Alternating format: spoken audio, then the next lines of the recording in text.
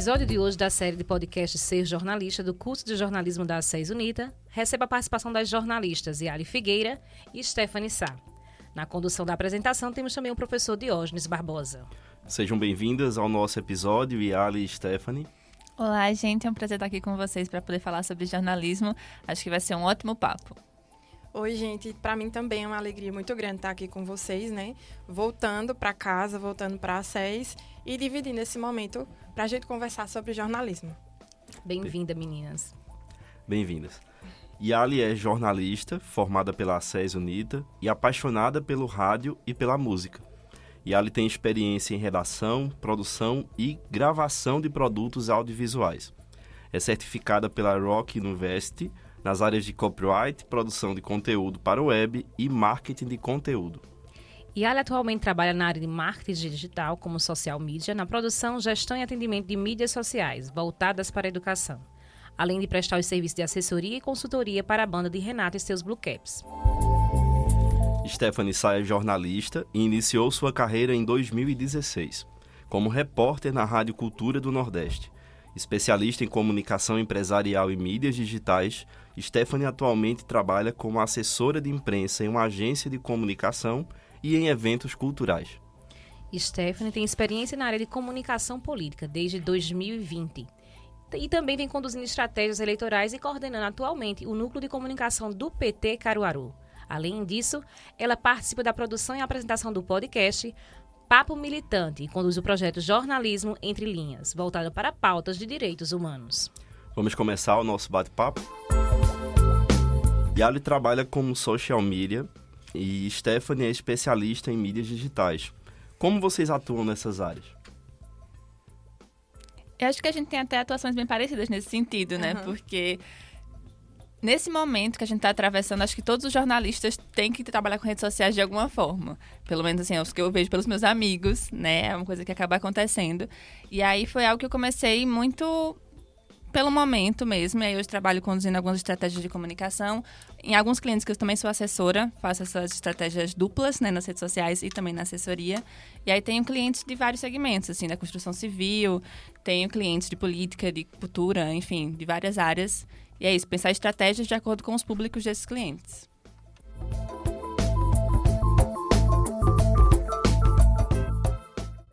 Eu já trabalhei em 2 agências de marketing digital. Por coincidência, as 2 home office. E aí é um formato novo, né, diferente que a gente está redescobrindo agora.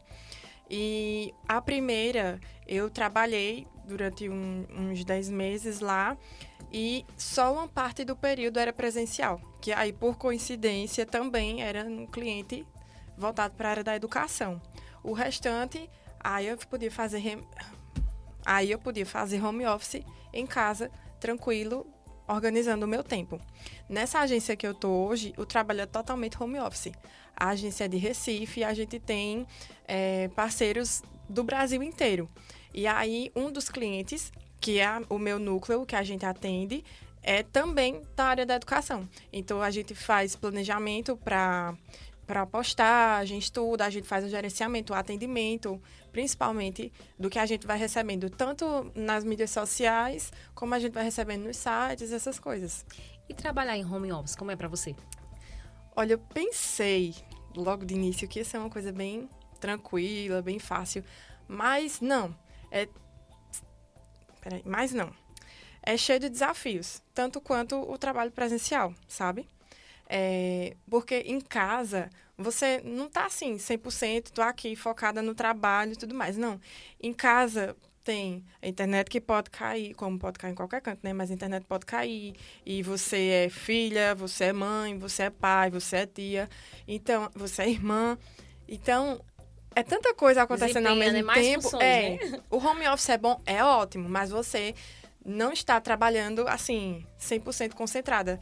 O que acontece em casa, você está em casa, então, de uma forma ou de outra, tá tudo ligado, entendeu? Não se desliga. Então, você é várias coisas ao mesmo tempo. E aí, a questão do tempo tem que saber administrar, para não atrasar o trabalho, claro, não deixar nada pendente e também não deixar faltando nada em casa, né? Aí, no teu caso, tu organiza o teu tempo? Assim, tu tem uma média, digamos assim, começa a tal hora, termina a tal hora? Sim. Ou... Isso. Sim, a gente tem o horário, que é de 9 ao meio-dia e de 14 horas às 19 horas. E aí, é nesse espaçozinho de tempo que a gente tem para resolver as demandas. Tanto que a gente vai recebendo a nível nacional, para cá, como daqui a gente enviando para eles lá, entendeu? Para a central de atendimento. E aí, pronto, a gente vai se resolvendo, conversando. Uma reunião de última hora, então, às vezes vai por videochamada mesmo, ou a gente vai resolvendo por mensagem nos nossos grupos. Temos vários grupos, vários canais de comunicação, porque se um falhar, a gente já tem outro, sabe? Não tem como ninguém ficar desconectado. Então é conexão mesmo, é todo o tempo, né? E Stephanie, tem experiência de home office? Eu trabalhei em home office por uns 2 anos, acho que no período da pandemia. Bastante tempo, viu? E um pouquinho antes também já estava trabalhando em home office, porque eu tinha quando eu trabalhava no gabinete do vereador aqui em Caruaru, a gente tinha uma flexibilidade maior de horário e de local. Então, como não tinha lá no espaço do gabinete um local de trabalho que a gente pudesse ficar, era sempre em casa. E também trabalhei com uma agência em Recife, simultaneamente. Então, assim, eu me vejo muito assim nessa fala, porque é muito difícil você organizar o seu tempo estando de home office em vários sentidos, assim, no sentido do foco mesmo, porque você tem muitas distrações, e até no sentido de hora extra, porque eu acho que pra mim é mais fácil fazer hora extra estando em casa, porque assim, estou em casa mesmo, aí eu fico trabalhando até 10 horas, 11 horas, meia-noite. E quando você tá trabalhando em um espaço físico, tem hora que você vai embora, e ali, teoricamente, acaba o seu trabalho. Acho que ajuda... Teoricamente, porque com jornalismo não acaba o trabalho nunca. Então, isso facilita pra ti? Em parte, assim, eu acho que os dois têm seus benefícios e malefícios. Assim, o home office, ele é muito flexível, então você pode estar em qualquer lugar do mundo, eu acho que isso é muito legal. Mas tem essa dificuldade, assim, de focar e a própria dificuldade de integração com a equipe. Eu acho que você estando junto facilita, assim, em alguns momentos de reunião, de dividir ideias. Trabalhando com redes sociais, você tem uma equipe, né? Então, eu trabalho como social media, mas tem um diretor de arte. Eu estando perto, é muito mais fácil de conduzir algumas coisas. Enfim, acho que tem os dois lados. Então, a gente pode até pensar assim um pouquinho, né? Possibilidades que não existiriam antes, agora o campo está mais aberto, né? Como no caso de Ali, que a agência não é daqui, né? Já é de outro lugar, de outro Brasil, né? Então, você consegue também ampliar, digamos assim, Com né? certeza. As suas condições, né, de trabalho. E até, às vezes, se o mercado, digamos assim, local, em determinada área que você é especializada, não tiver, por enquanto, a oportunidade não abriu, você tem como ampliar esse leque. Eu acho que eu senti muito isso durante a pandemia especificamente, porque eu gosto muito de trabalhar com eventos culturais e até então só tinha trabalhado com eventos em Caruaru. Mas como a gente estava no momento que estava todo mundo em casa, então era muito mais fácil trabalhar com outras cidades. Aí foi um momento que eu trabalhei em evento de Taquaritinga, de Itabira, que é uma cidade que eu nunca fui, mas eu trabalhei no Festival de Cinema por 2 anos, em Recife, enfim, acho que dá uma possibilidade maior mesmo, assim, amplia o leque, as possibilidades de trabalho, inclusive, assim, de trabalhar fora do país, né? Porque na agência que eu trabalho atualmente, teve uma época que tinha um funcionário que estava em Portugal, e aí isso não aconteceria se fosse presencialmente, né? Seria bem mais difícil. Alguém que pudesse fazer esse deslocamento, mas a gente consegue contatar outras pessoas também, enfim, ampliar as equipes. Ótimo. Aqui tem um destaque relacionado às tendências e novidades das mídias sociais, dessa ligação que existe, né? É possível transformar um conteúdo sério em algo mais descontraído, sem perder a seriedade e importância? Com certeza.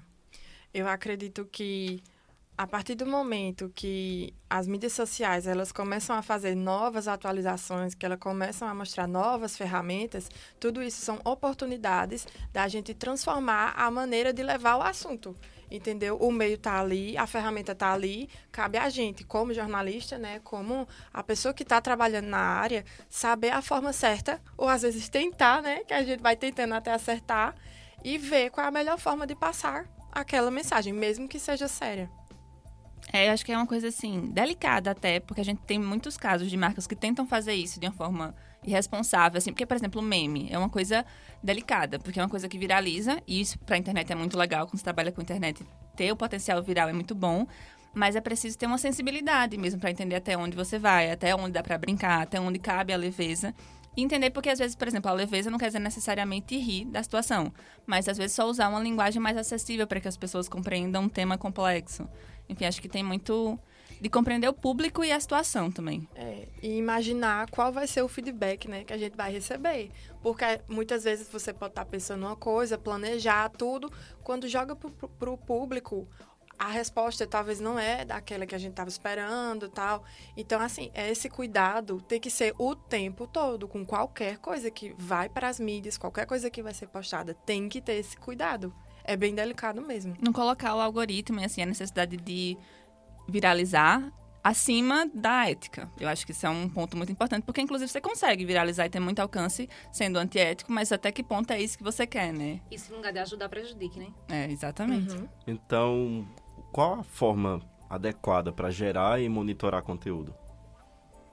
Eu acho que é muito o que a Ali falou de uma tentativa, assim. Porque, além do fator humano, de tentar acertar o conteúdo, tem o fator do algoritmo mesmo. Porque a gente tá, enfim, o tempo todo tentando entender como é que ele funciona. Porque a gente não tem explicações claras, né? Por mais que existam muitos estudos, as plataformas, elas não deixam isso transparente totalmente. Então, a gente tá sempre tentando driblar isso. E aí, lança um novo recurso. E, às vezes, isso faz com que o conteúdo seja distribuído mais ou menos.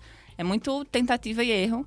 Mas eu acho que o primeiro ponto é conhecer bem o seu público, né? Acho que quando você vai monitorando as redes sociais, você consegue perceber o que você já fez que funciona, o que não funciona.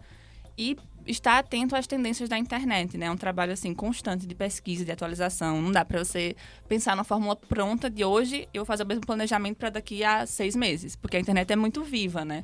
Isso tem seus lados bons, mas também é estressante às vezes, porque é um trabalho verdade. constante mesmo. É. E aí também, já pegando a fala dela, conhecer o público, identificar quem são eles. São, assim, peças fundamentais que a gente tem que fazer e lembrar isso a cada novo post que a gente vai fazer, cada nova ideia que a gente tem sempre que levar para esses pontos. Conhecer o público, às vezes a gente monta uma persona, né, para identificar e saber os pontos para que ela se identifique naquela postagem, saber aonde ela está, qual o contexto dela, como ela vive, o que é que ela faz, sabe? Contexto mesmo, por exemplo, essa pessoa enfrenta dificuldades, às vezes, de ir, vamos supor, para a unidade que ela estuda, sabe? Tem que saber desses mínimos detalhes. Então, às vezes, a gente cria uma persona para poder fazer com que ela se identifique.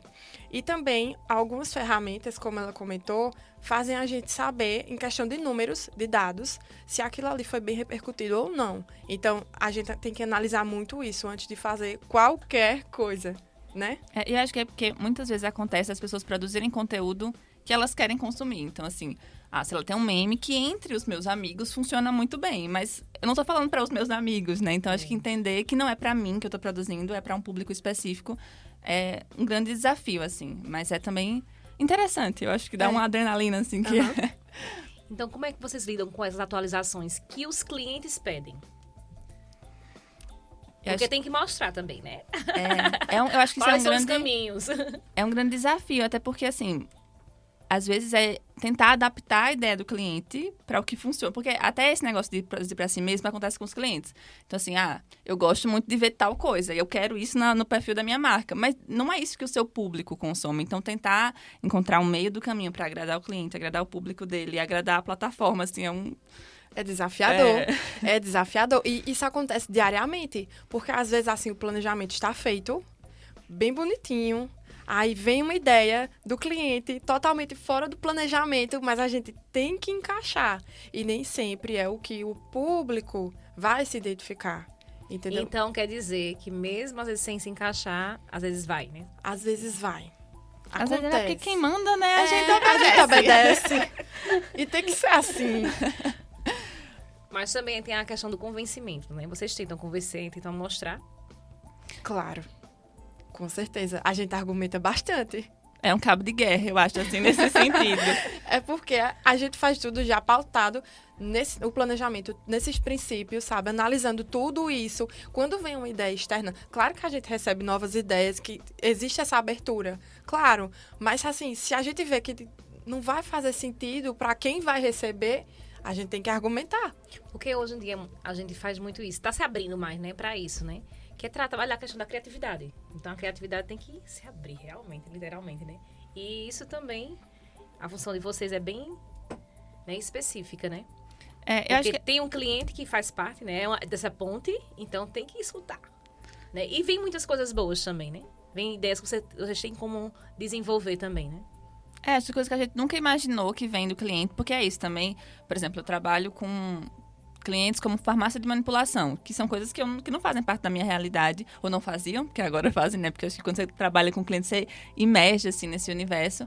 E aí é ouvir mesmo o que a pessoa tem a dizer e tentar aplicar isso nas formas que você sabe que funciona, usar esse conhecimento técnico, assim. A gente tem um problema, eu acho, em relação a trabalhar com redes sociais, que é é uma sensação de que todo mundo sabe. Porque a gente tá na rede social e parece que todo mundo é especialista em rede social e todo mundo sabe como rede social funciona, assim. É um desafio grande, inclusive do jornalismo como um todo. Acho que essa sensação de que, não precisa nem estudar, porque eu sei, porque eu consumo o conteúdo, então eu sei como fazer.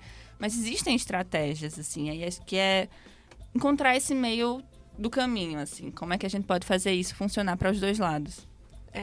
E também, ela já mencionou, né, a questão de trabalhar com coisa que nem sempre a gente sabe. A gente não sabe de tudo.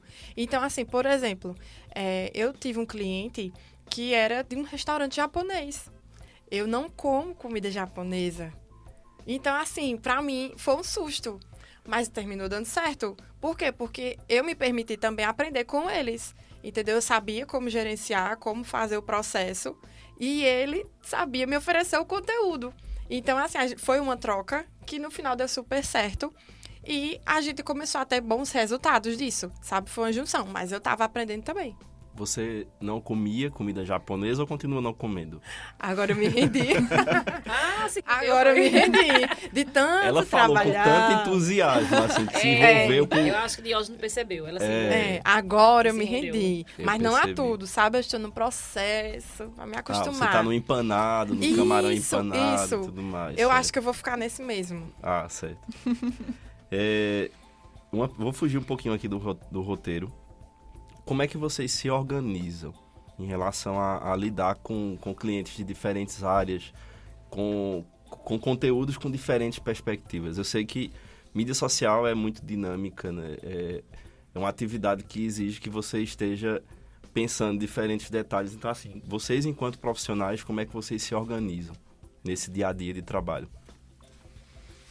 Eu acho que é um trabalho que envolve muita pesquisa, assim. Isso é uma coisa muito legal, porque eu acho que um fator que está no DNA do jornalista é ser curioso, assim. Então, para mim, é muito bom quando eu trabalho com clientes que não tem nada a ver, com coisas que eu nunca saberia se não fosse por isso, porque aí você começa a conhecer uma outra área. Mas é isso, é um trabalho muito grande de pesquisa, é muito bom ter referências nesse caso. Então, para mim, é uma coisa muito importante encontrar outras pessoas do mesmo segmento para que eu entenda o que as pessoas estão falando, o que as pessoas estão consumindo, né? Para conhecer esse público. Tem muitas plataformas nesse sentido que são de portfólios, por exemplo, então é algo muito legal. E aí tentar montar um planejamento que seja mensal, é o que ajuda, mas também entender a rede social como algo muito vivo. Porque é isso, acontecem imprevistos, acontecem fatos bombásticos que vão fazer total sentido para o seu cliente. Então, acho que é ter um planejamento a longo prazo, inclusive para que faça sentido, né? Para a gente ter uma narrativa que se encaixe, mas também dar espaço para essas brechas que acontecem no dia a dia e que são muito ricas também para os conteúdos. Eu sempre gostei muito de quando eu vou montar as pautas, quando eu vou pensar no que é que eu vou fazer, planejar, eu gosto de deixar tudo anotado e bem visível, sabe? Porque aí eu consigo ir colocando as ideias que podem ir surgindo depois. Então, por isso que é bom a gente trabalhar com bastante antecedência, porque tanto podem surgir novos imprevistos, né? Assim, coisas novas a acrescentar, como também a gente pode às vezes chega uma ideia do nada. Então, a gente tem um espacinho, vai lá, já coloca. Então, antecedência, estudar, pesquisar, como ela falou, é de fundamental importância. Porque a gente tem que ter sempre isso aí para ter propriedade do que a gente está falando, né? Não adianta a gente passar um assunto que não tem fundamento, que não, daqui a pouco vai descobrir que não faz a menor noção. Então, tem que ter esse planejamento com antecedência. E assim, a gente consegue, às vezes, fechar um planejamento com 15 dias, deixa ele bem amarradinho. Pode surgir imprevisto. Claro, jornalismo, né? A gente trabalha com comunicação. Pode surgir. Mas a gente também trabalha com agendamento mensal, sabe? Já vai deixando mensal, curto, longo, médio prazo. A gente sempre tem esse planejamento em mente, mas sabendo que pode sofrer alterações. É que, de certa forma, você constrói uma narrativa para o cliente, né? Então, nenhum mês é isolado, nenhum dia é isolado. Todas essas coisas, elas comunicam algo em comum. Então, pensar a longo prazo é muito legal nesse sentido. Mas eu gostei muito que a Ali falou sobre essas ideias que surgem do nada, porque às vezes elas são, inclusive, as melhores, porque elas surgem mais espontaneamente, né? E elas tem mais sentido, assim, porque quando você está se forçando você sempre vai planejar, às vezes é uma coisa mais mecânica. E quando algo surge espontaneamente, ele é mais autêntico, assim. Eu acho que as pessoas sentem, se conectam mais com essas ideias também. Uma das essências da assessoria é o cuidar bem da imagem do cliente. E com a assessoria voltada para mídias digitais, não é diferente. Então, como vocês acham que existe uma linha tênue entre assessoria e marketing digital? Vamos fazer dialogar as duas áreas de vocês. Eu acho que sim, acho que está muito próximo. Assim. E eu percebo isso porque tem clientes que eu tenho os dois serviços, né, assessoria e mídias digitais, e tem clientes que eu só sou mídia digital, mas que eventualmente acabo sendo assessoria, assim, por vários motivos que sejam. Seja por isso, assim, realmente de crises, de momentos de crise, de que você precisa emitir uma nota, por exemplo. Isso é um serviço de assessoria, né? Ou seja, porque alguém quer uma entrevista com o seu cliente, e aí você não vai deixar de promovê-lo em uma outra plataforma, né? Só porque não é rede social. Então, acho que é algo que está muito interligado. E até entender porque a imprensa, né, faz parte dessa construção de uma imagem para o público externo. Então, tá tudo muito ligado. Assim, rede social e assessoria de imprensa é uma forma de você realmente projetar o seu cliente para o mundo e cuidar dessa imagem. No meu caso, eu trabalho com assessoria da banda Renato e seus Blue Caps. Então, assim, a área de entretenimento total. Então, são shows, são novidades, tal, não sei o quê. Então, assim, a gente consegue casar perfeitamente dentro das mídias sociais, que é onde eles são mais ativos. Por quê? Porque são ali que os fãs deles estão. Então, eles gostam muito de ser ouvidos. E aí, desde quando a gente começou essa parceria, que a gente vem pensando em alguns quadros especiais para movimentar esses fãs. Porque, assim, eles mandam muitas fotos, eles têm muitos relatos legais, sabe? De encontros, de shows, de LPs autografados e não sei o quê. Então, assim, eles têm muitas histórias. É muito rico. Eu pensei que ia ser um pouco tranquilo, mas não. Eles são muito ativos, sabe? Então, a gente tem que gerenciar os fãs, assim, o que a gente recebe deles, a demanda que a gente recebe deles, e também pensar em algo para ter essa troca, essa interação, que é um pouco difícil pela questão da idade, sabe? A gente tem fãs de todas as idades. Então, os nossos seguidores nem sempre vão interagir com aquelas enquetes de Instagram, de Facebook, nem sempre eles interagem. E aí, uma das ferramentas que a gente encontrou foi fazer um quadro no YouTube. Então, a gente fez um quadro especial de entrevista, inclusive parece um podcast, que é o Papo com Fãs. A gente fez o Papo com Fãs, produção, tudo, como se fosse um podcast mesmo, só que cada um em um lugar do Brasil, conversando. Então, a gente montou dinâmicas, a gente montou roteiro e deixou um espaço bem divertido, tanto para os meninos da banda, que participam também, como para os fãs, que querem perguntar, querem fazer parte, querem se entrosar com outras pessoas. E a gente deu essa oportunidade, a gente dá essa oportunidade dos fãs se conhecerem em qualquer lugar do mundo, sabe? E aí é bem legal, dá para conciliar, sim, os dois. Perfeito. Em relação à venda de produtos da assessoria, como é que é vender produtos dos seus clientes? De alguma forma, não só nas mídias, né? Porque existem diversas formas de assessoria, né? Mais voltado para a mídia, né? Tem assessoria de político, tem assessoria, né, de alguma organização ou empresa. Então, como é que é isso? Vender produto. No caso da banda, você fica na parte de produtos também, da assessoria de produtos, ou não, só com as mídias? Como é que é isso? Eu fico mais com as mídias, mas, querendo ou não, como a gente tá sempre em contato com os fãs, chega. E aí, quando chega, a gente sempre já vai passando, assim, mais para a parte empresarial, né, a parte administrativa, que aí eles que resolvem, e aí também junta um pouquinho da parte da assessoria, que tem algumas dicas que a gente pode dar, né, algumas instruções, tudo, como se preparar antes, tudo. Então, assim, são coisas bem interligadas, eu acredito, sabe? E, claro, zelar e cuidar pela imagem, né, da banda. Eles nem sempre podem falar, mas se a assessoria pode falar por eles. Então, a gente tem que estar ali sempre à disposição, né? Sempre ouvindo e sempre dando voz. Eu acho que é muito entender que, assim, que a venda não é só o momento de comprar o produto mesmo. A venda, ela começa quando você conhece o cliente, quando você entra em contato. Enfim, todo esse processo, ele faz parte da venda. Ela, às vezes, só é concluída ali naquele momento no WhatsApp, mas ela já começou muito antes, quando ele viu o anúncio aparecer no Facebook. Né? Então, acho que todo esse processo está interligado. eu não tenho nenhum cliente hoje que a gente faça as vendas pelas redes sociais, mas existe esse redirecionamento, assim. Então, fala pela DM, aí a gente passa o número do WhatsApp, enfim, eles concluem a venda, mas a venda começa realmente nessa interação que a gente faz pelas redes sociais. Em relação à assessoria, o que é que vocês fazem mais, assim? Cada um, né? No seu trabalho, né? O que vocês fazem mais? Tipo, release, o que é mais? Entrevista coletiva, você tem, porque tem diversos tipos de clientes, né? Então, dos que vocês têm, o que vocês mais fazem? Eu acho que varia, assim. Acho que tem alguns clientes que eu faço bastante release, assim, especialmente... Eu tenho hoje um cliente que é uma instituição de ensino, então, normalmente tem muitos releases, né? É uma faculdade, então tem bastante evento acontecendo. Mas tem outros clientes que não tem tanto, que é, por exemplo, eu trabalho com uma construtora, então é muito mais sobre marcar entrevista, porque não tem tantos releases, não é fazer release sobre as obras. Mas existe muito esse trabalho de conseguir espaço com as entrevistas. Acho que varia de acordo com o segmento e com o que faz mais sentido para cada um mesmo. Da mesma forma também acontece com a banda. Tem alguns momentos que a gente precisa fazer release e tudo, pode passar por mim, pelo empresário, a gente sempre vai variando, é um trabalho junto. Outra coisa também que eu faço bastante é estar sempre em contato com os fãs.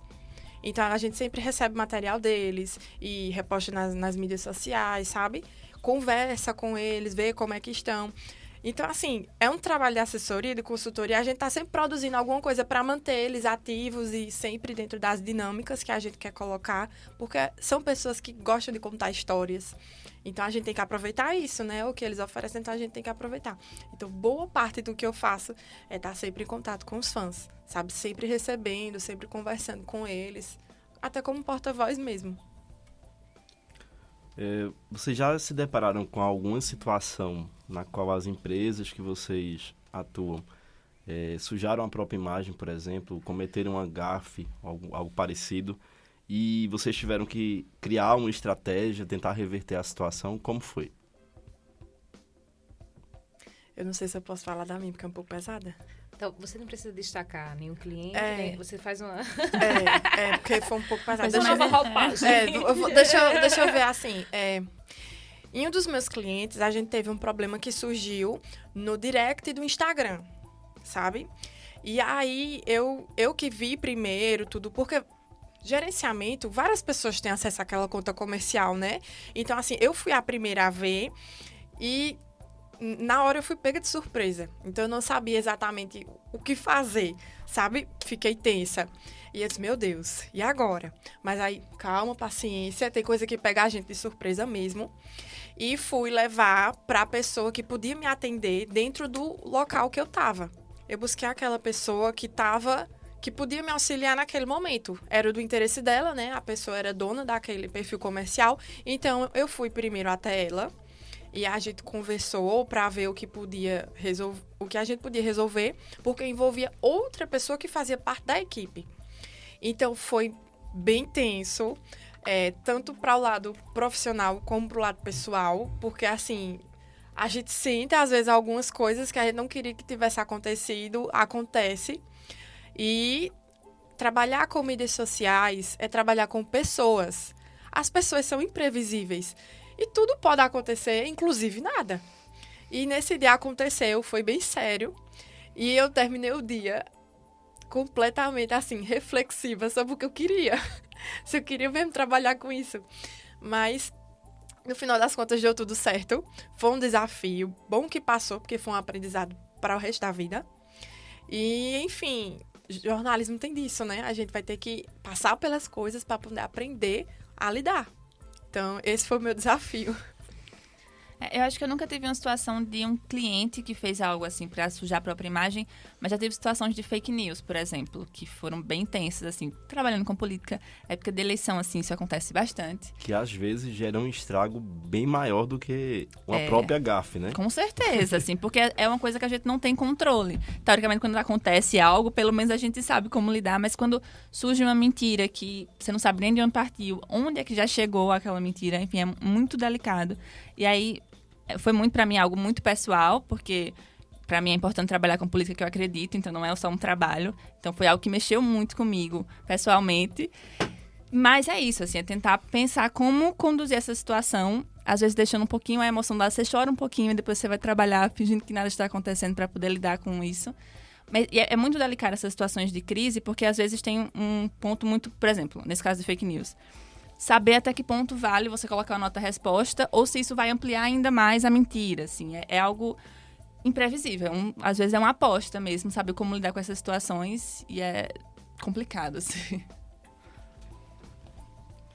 Em relação à agência, já que no teu caso é agência também? Também. Agência, para mim trabalhar em agência. Agência. Como é trabalhar com a agência de comunicação? Vocês são multi, né? Todo mundo é multi aqui a semana inteira.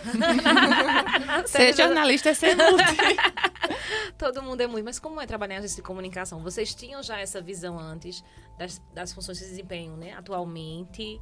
Vieram muitas novidades? Ou já era o que vocês esperavam? E é um novo campo também, né? Um novo não, mas é um campo assim, que muitas vezes as pessoas não observam tanto, não olham tanto, mas que tá aí, tá crescendo cada vez mais. Então conta pra gente um pouquinho sobre isso. Acho que para jornalistas ele é mais novo, assim, porque me parece que é algo muito recente o processo de jornalistas trabalhando em agências, né? Por muito tempo foi só de publicitário e é algo que tem acontecido.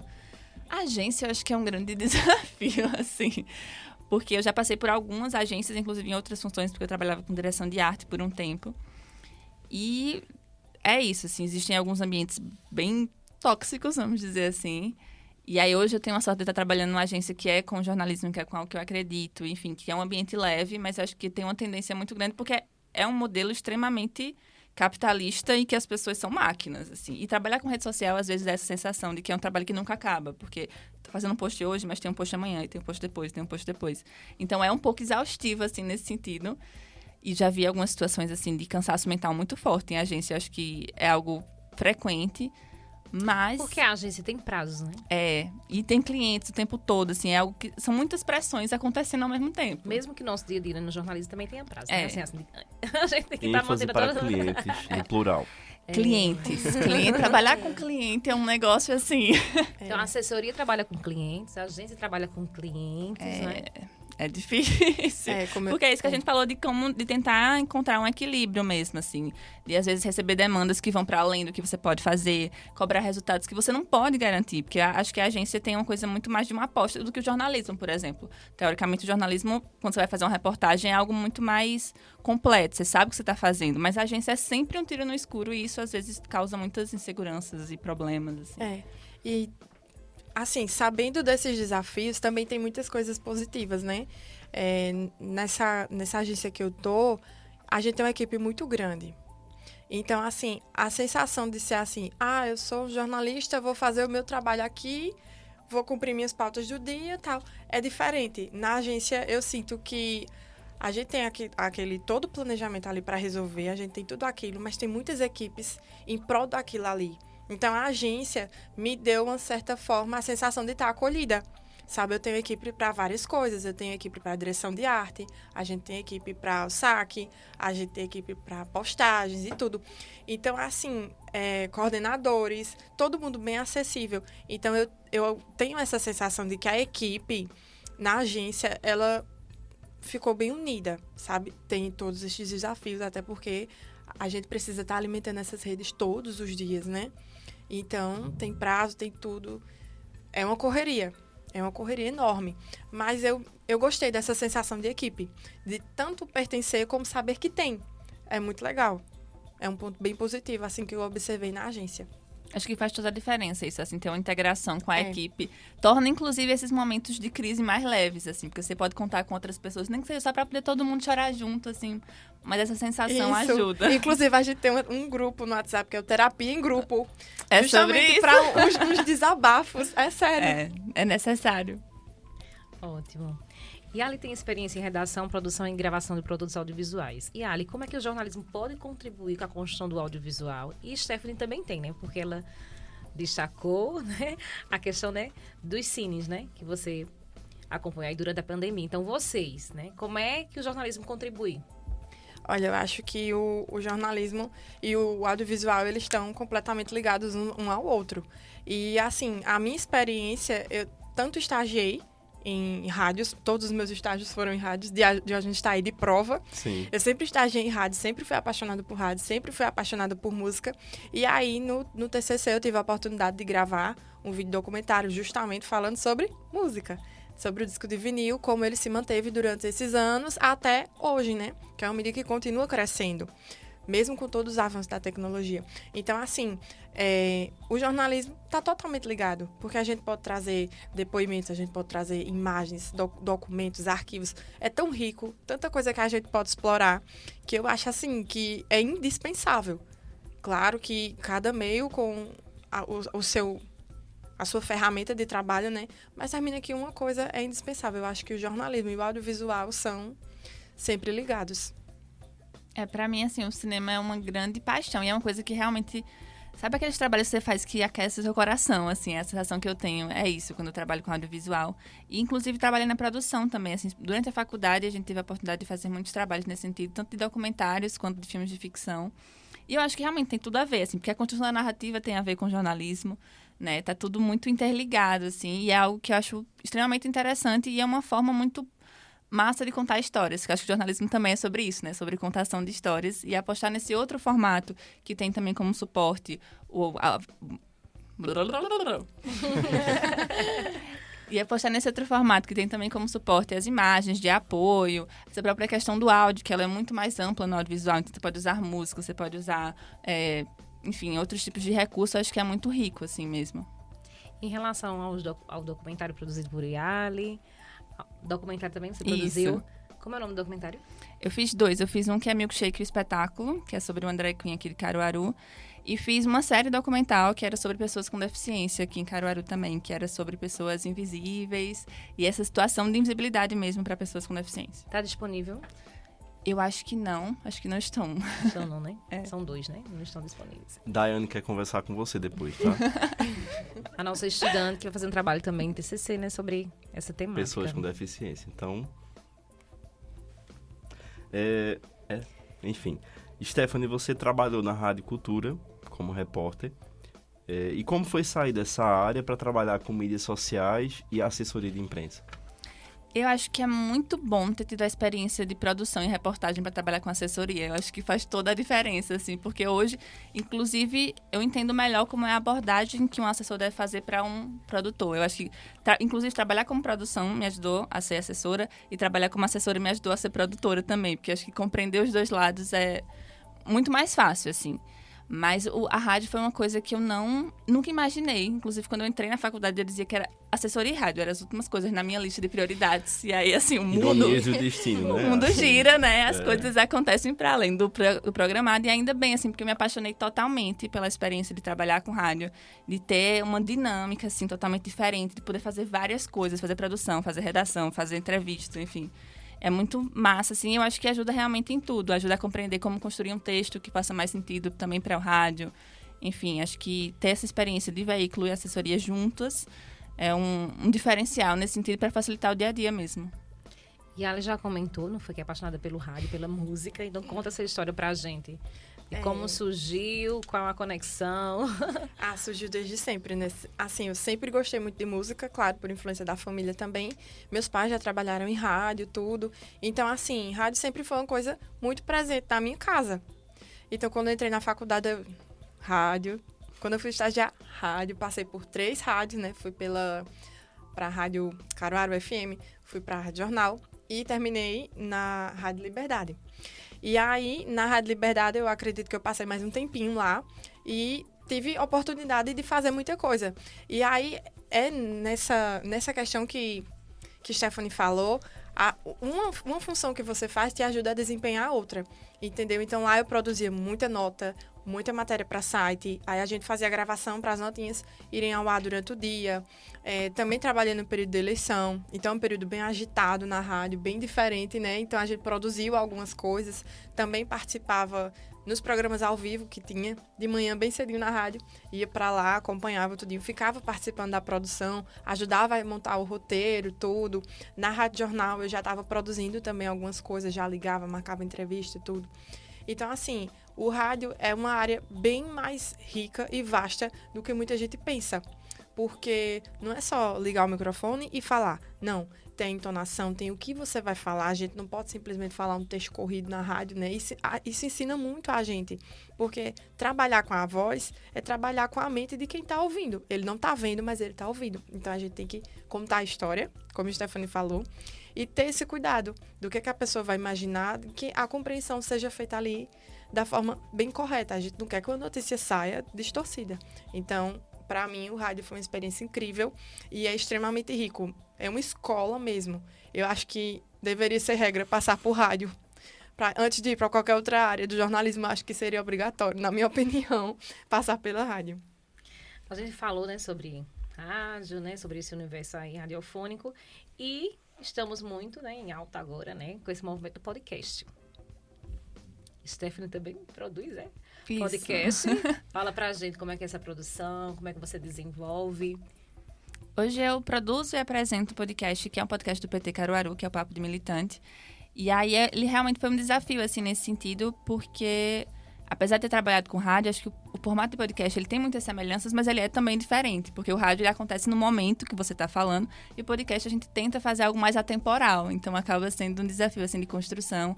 Trabalhar com política nesse sentido é um desafio também de como conduzir as histórias, de como interligar a vida dos convidados à política, né? Porque eu acho que o Papo de Militante tem essa proposta. A gente teve, por exemplo, recebeu artistas. E é entender a arte como algo político, né? Entender a vida como algo político. Acho que tem muito a ver com isso, assim. E é uma experiência incrível, assim. O podcast é algo que eu amo consumir. E tenho amado também produzir, fazer parte, assim, desse outro lado também. E você, Yali? O que você acha dessa nova onda? Eu digo nova, né? Assim, faz um tempinho, né? Mas... Nova onda. A nova onda, assim, pra mim, eu fui a criança que cresceu dormindo de fone de ouvido pra ficar ouvindo rádio de madrugada, até 4 horas da manhã. Eu fui essa criança. Então, assim, podcast, eu escuto. É uma coisa que ainda tá entrando no meu costume, sabe? Na minha rotina. Porque não fazia parte. Eu sou daquela pessoa que vai ouvir o locutor, que vai com ele falando com as outras pessoas, entendeu? Eu fui acostumada com isso. Então, o podcast pra mim é uma novidade. E tá começando a entrar na minha rotina. Eu comecei assistindo alguns e depois ouvindo. Mas é uma coisa que ainda tá entrando no... Pra mim foi uma novidade muito grande, né? Claro. Mas eu estou me acostumando. Gostei muito já desse novo formato. Que a gente observa já que são pessoas, né? Muitas pessoas consumindo já. Total. Então, volta-se também, né? Para o rádio, né? A valorização, assim, a nova geração, né? Assim, então, a nova geração geralmente, né? Não acompanha, né? É como se fosse uma repaginação, assim, de uma coisa que é clássica, mas de um outro jeito. Porque, por exemplo, agora a gente não tem uma coisa tão séria, a formalidade dos locutores de rádio, né? A gente tem uma coisa muito mais conversa mesmo. E uma pluralidade de temas também, que eu acho que é muito legal do podcast. Porque a gente pode ouvir um podcast sobre filosofia, sobre psicologia, sobre humor, sobre, enfim, infinitos assuntos. E é muito legal ver esse outro formato também, né? De construção, assim... Enfim, de ampliar alguns debates, de notícia também. A gente vê que a notícia no podcast ela é contada de uma outra forma do que no rádio, na TV. Né? Acho que, inclusive, é uma indústria que tem surgido, mas que vai aprendendo muito. Assim. É um processo que realmente está em construção. Eu acho que a gente pode considerar ele novo, apesar de estar acontecendo há um tempinho, porque é algo que está em movimento, assim, algo muito vivo.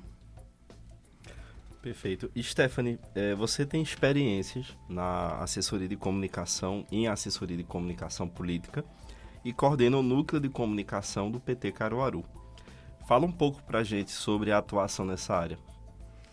Então, política é uma coisa que eu sou extremamente apaixonada, assim. Quando eu tive a oportunidade de começar a trabalhar com isso, foi assim... Eu sempre falava que era o emprego dos meus sonhos, porque é trabalhar com algo que eu amo. E acho que tem, enfim, um sabor totalmente diferente para os dois lados. Como eu falei, em situações de fake news também dói bastante, né? Então, trabalhar com algo que vai no seu coração tem um lado muito bom, mas um lado muito difícil. Mas foi muito interessante para mim, porque apesar de sempre ter gostado muito de política, estar mais perto me faz perceber outras coisas, assim, que eu não imaginava. Me faz perceber as dinâmicas de bastidores que a gente não pensa. Me faz, enfim, inclusive ter uma visão diferente sobre o que é quem eu quero votar, por exemplo. Eu acho que hoje eu tenho uma visão mais crítica do que eu tinha antes, apesar de achar que eu sabia muito. Mas a gente está sempre descobrindo que a gente está aprendendo o tempo todo, né? E acho que política é muito isso. É muito desafiador, porque envolve... A gente está, especialmente no momento de ânimos muito acirrados. Então, trabalhar com política e com um partido que está no centro dessa polêmica do momento é algo muito desafiador.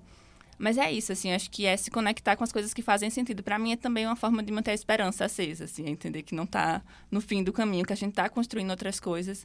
Porque a gente vive um discurso muito pronto, assim, que político é tudo igual, de que política não é para mim. E aí, acho que estar perto disso é para perceber que não é tudo igual, mesmo dentro de um partido só. É muito diferente, assim, são pessoas que estão construindo e dá pra gente fazer mais coisas do que a gente imagina, eu acho. Existe um projeto o qual vocês julgam como um dos mais importantes para vocês? De âmbito de comunicação? Essa trajetória. Eu me sinto agora uma mãe tendo que escolher entre os seus filhos. Calma. Ou alguns, né? Os que vocês... vamos tirar a palavra julgar, né? Que vocês que se destacam aí no coração. Não é? Alguns, né? Ou uns. Eu acho que a Rádio Cultura, ela foi pra mim, assim... Eu acho que é o meu grande agradecimento da vida inteira, porque pra mim foi a minha escola do jornalismo. Inclusive, ela é curso daqui em Caruaru, como a escolinha do rádio. E pra mim, ela foi a escola da vida, assim. Foi um lugar... Acho que eu não poderia ter começado num lugar melhor. Porque me deu muitas oportunidades. Inclusive, eu entrei, estava no comecinho da faculdade, eu não tinha nem feito a cadeira de rádio, assim. Foi uma sorte minha, eu acho, ter conseguido esse estágio e ter conseguido ficar lá por um tempo. Me fez aprender muita coisa. Trabalhar com o PT e com o Daniel Finizola foram coisas também muito importantes para mim. E hoje estar trabalhando com assessoria em uma agência é algo que também é muito diferente, assim. Então, acho que são etapas, acho que são marcos nesse sentido. E os festivais de cinema, que são minha grande paixão, assim, também. São muitos filhos. É isso. Ela tem muitos filhos, né? Então, assim, foi para escolher um, eu escolhi 4. Tem a rádio, tem a agência, mas isso é bom, né? É, galera. Porque se identifica, não é assim? E você, Gabi? É complicado também. Não é muito fácil escolher, não. Mas, assim, como eu passei por rádios, né? A vida inteira, assim, tudo foi rádio. E eu sou apaixonada por rádio. Então, assim, todo lugar que eu passei, toda rádio que eu passei, tiveram algumas pessoas que fizeram esse trajeto bem especial, sabe? Se eu for citar aqui, eu vou começar a chorar. Mas são pessoas que eu não levei somente, assim, do lado profissional, não. São pessoas que hoje fazem parte da minha vida pessoal e eu sou muito grata por tudo que eles me ensinaram, sabe? Até, assim, minha gente, que é besteira, sabe? Um ajuste numa nota. Isso faz toda a diferença, sabe? Principalmente para quem está começando. E eu vi pessoas mais experientes que já estão na área há bastante tempo. Então, assim, a Liberdade foi uma abertura total do que é o jornalismo na vida real, para mim. E, assim, eu tive a oportunidade de conhecer pessoas incríveis em todos os lugares que eu passei. Mas como na Liberdade eu passei um tempinho a mais, então foi onde eu consegui desenrolar mais algumas coisas e, claro, aprender também. E aí é isso. E me permita dizer que alimentar o lado musical de Ali também, né? Porque com certeza. Você teve contato com outras questões que não eram somente no jornalismo e que você tinha curiosidade de conhecer como funcionava. Inclusive, foi graças ao estágio na Rádio Jornal que eu conheci seu Wellington Lacerda, que ele tem um programa, o Tarde de Saudade, né? Na programação à tarde dele lá, claro, né? Peraí, vou refazer essa frase. E aí, foi graças ao estágio na Rádio Jornal que eu tive a oportunidade de conhecer seu Wellington Lacerda, que ele tem lá um programa na grade, que é o Tarde de Saudade. Trabalha justamente com as músicas que eu gosto, que são músicas mais antigas e tudo mais. E ele é aquela pessoa super animada, né? Seu Wellington é uma figura. E aí ele fez parte do meu documentário. Como locutor, como uma pessoa que viveu a época do vinil, né? E como colecionador. Então, essa foi uma oportunidade que o estágio me deu também, sabe? Não só pro lado jornalístico, mas também pro lado da música. Perfeito. Meninas, nós agradecemos a presença da jornalista... Desculpa, meninas não. Agradecemos a presença das jornalistas Yali Figueira e Stephanie Sá. E vocês, têm alguma rede social para deixar pra gente, pro pessoal que está acompanhando, que destaca o trabalho de vocês? Primeiramente, queria agradecer pelo convite, realmente foi muito legal. O jornalismo é algo que está muito ligado ao meu coração, assim, acho que por isso que é importante para mim trabalhar com coisas que eu amo. Então, é muito bom falar sobre isso e trocar, assim, essas experiências. Nas redes sociais, eu sou @Stephanie Sá. Mas acho que é mais fácil me encontrar por Jornalismo Entre Linhas, que é o meu projeto, porque acho que meu nome é um pouco complicado de digitar assim, então Jornalismo Entre Linhas é mais fácil, que é um projeto que eu tenho voltado para direitos humanos, política, feminismo, enfim, de jornalismo independente, que está um pouco morto no momento, mas um dia volta. Eu garanto que essa ressurreição vem. Então tem essa outra linha. Ainda, né? Outro filho, outro amor. Filho, Mas é isso, muito obrigada, gente, mesmo, pelo convite, pela Nós oportunidade. agradecemos. Sim. Em relação a como é que a gente pode conhecer um pouco mais dos trabalhos de Ali? Para acompanhar também um pouco do trabalho que eu faço, eu recomendo que vocês assistam e acompanhem o canal do YouTube do Renato Eita, meu Deus! Que vocês assistam e acompanhem o canal do Renato e seus Blue Caps. Que a gente tá sempre colocando vídeos, sempre alimentando lá trechos de shows, tudo. E o Papo com Fãs vai voltar com nova temporada, novos participantes, novas dinâmicas.